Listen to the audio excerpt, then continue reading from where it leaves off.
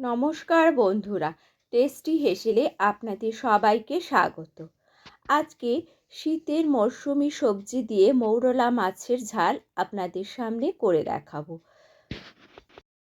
লাঞ্চে বা ডিনারে গরম ভাতের সাথে এটি খেতে অপূর্ব লাগে। তাহলে চলুন কি কি লাগবে দেখে নিই। মৌরলা মাছগুলো ধুয়ে পরিষ্কার করে রেখেছি। মাছগুলো এবার নুন ও হলুদ মাখিয়ে নেব।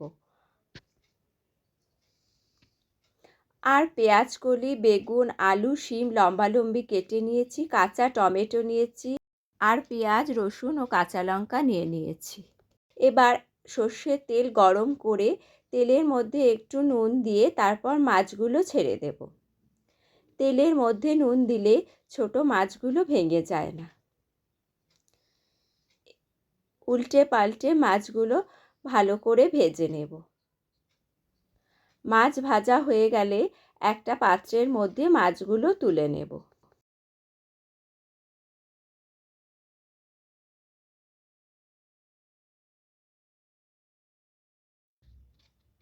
এখন কড়াইতে আরও একটু তেল দিয়ে নেব। ওই তেলে বেগুনগুলো ভেজে তুলে নেব।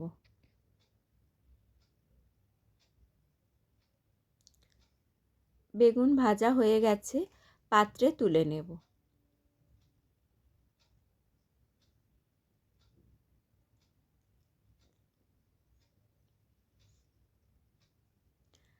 এখন ওই তেলের মধ্যে একটু কালো জিরে ফোড়ন দিয়ে তার মধ্যে পেঁয়াজ কুচিটা দিয়ে দেব। একটু নেড়েচেড়ে পেঁয়াজগুলো নরম হওয়া পর্যন্ত ভেজে নেব।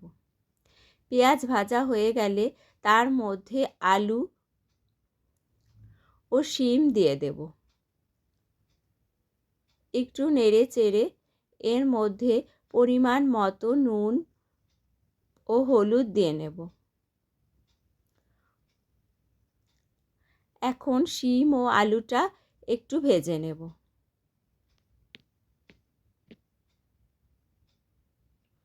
তারপর এর মধ্যে একে একে পেঁয়াজ কলিগুলো দিয়ে দেব।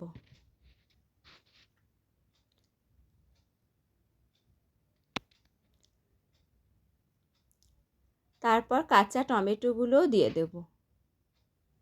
সব কিছু নেড়েচেড়ে একটু মিশিয়ে নেব। তারপর ঢাকা দিয়ে সবজিগুলো নরম হতে দেব। 10 মিনিট মতো রাখলেই সবজিগুলো অনেকটা নরম হয়ে যাবে।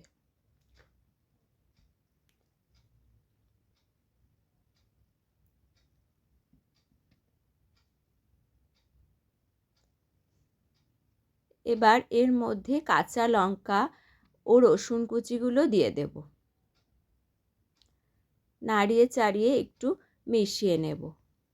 তারপর এর মধ্যে 2 চামচ কাশ্মীরি লঙ্কার গুঁড়ো, 1 চামচ জিরের গুঁড়ো ও 1 চামচ ধনে গুঁড়ো ও অল্প একটু চিনি মিশিয়ে নেব। সব মশলা সবজির সাথে মিশিয়ে নেব।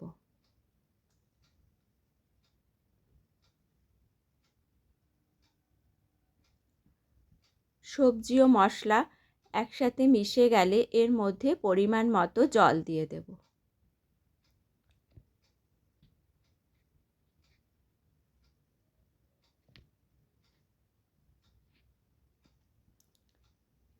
তারপর ঢাকা দিয়ে সবজিগুলো সেদ্ধ করে নেব।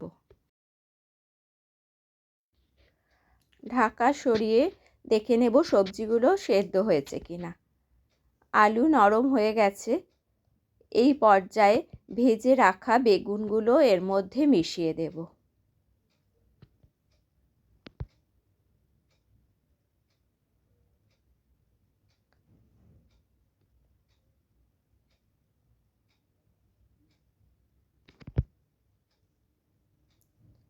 তারপর মাছগুলো দিয়ে দেব। সব কিছু ভালোভাবে মিশিয়ে নেব। আলুগুলো একটু ভেঙে ভেঙে দিলে গা মাখা মতো হবে, তাহলে খেতে আরও ভালো লাগে। এবার 1 চামচ গরম মশলার গুঁড়ো দিয়ে দেব।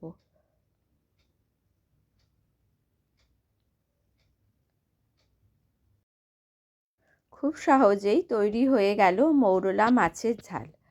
আশা করি আমার আজকের রেসিপিটা আপনাদের ভালো লেগেছে। ভালো লাগলে চ্যানেলটি সাবস্ক্রাইব করবেন, অনেক অনেক লাইক ও শেয়ার করবেন।